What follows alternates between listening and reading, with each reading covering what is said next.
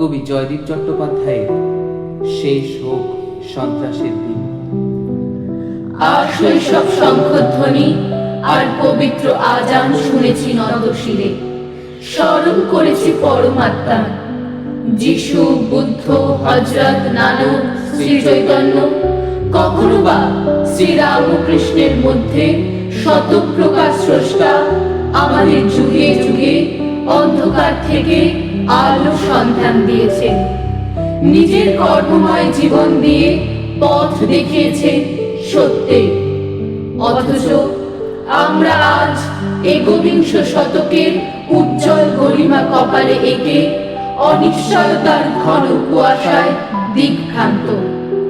এখনো দাউ দাউ জ্বলছে গণহত্যার আগুন, বিভৎস মৃত্যু মিছিলের পাশে সর্বহারা মানুষের অসহায় ক্রন্দন বাতাসে, পোড়া লাশের গন্ধে বিমর্ষ শকুন, অনাথ শিশুর বিস্ময় ভরা দৃষ্টি।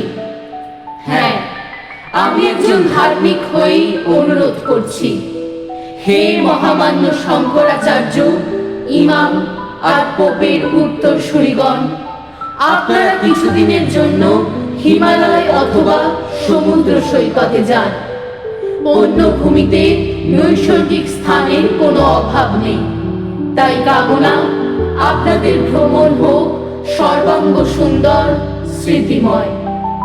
যেহেতু পঞ্চবার্ষিকী পরিকল্পনায় নিষিদ্ধ হতে পারে কাঁসর ঘণ্টা, নিষেধাজ্ঞা জারির সম্ভাবনা আছে চোঙা লাগিয়ে আজান, কাঁটাতারে ঘিরে রাখা হতে পারে মন্দির মসজিদের পবিত্রতা।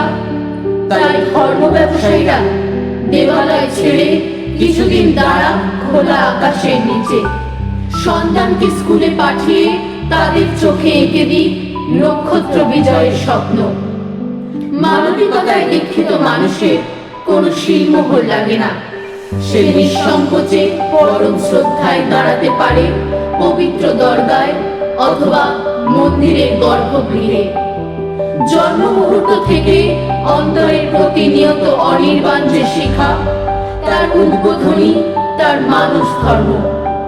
আসুন আমরা শপথ নিয়ে বেশ কিছুদিন মন্দির, মসজিদ আর চার্চের সমস্ত দরজাগুলো বন্ধ রেখে নিজেদের বন্ধ দরজাগুলো একবার খুলি। নতুন ভোরে সেখানে এসে পড়ুক সোনালি রোদ্দুর, রাতের মোহময় জ্যোৎস্না।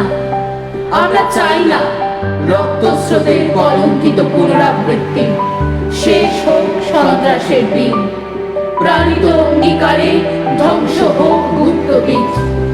আসুন শুভবুদ্ধি জাগ্রত করে আমরা প্রতিটি মানুষের মুখে হাসি ফোটানোর সংকল্প নিই। মন্দির মসজিদের কাঠামো থেকে লক্ষ মাইল দূরত্ব বাড়িয়ে আসুন আমরা মানুষের আরো একটু কাছে এগিয়ে যাই, পরস্পরের হাতে বিশ্বাসে রাখি হাত। প্রত্যুষের সূর্য স্নানে অতীতের সব অন্ধকার মুছে ফেলে হৃদয় প্রজ্বলিত রাখি ভালোবাসার অনির্বাণ শিখা।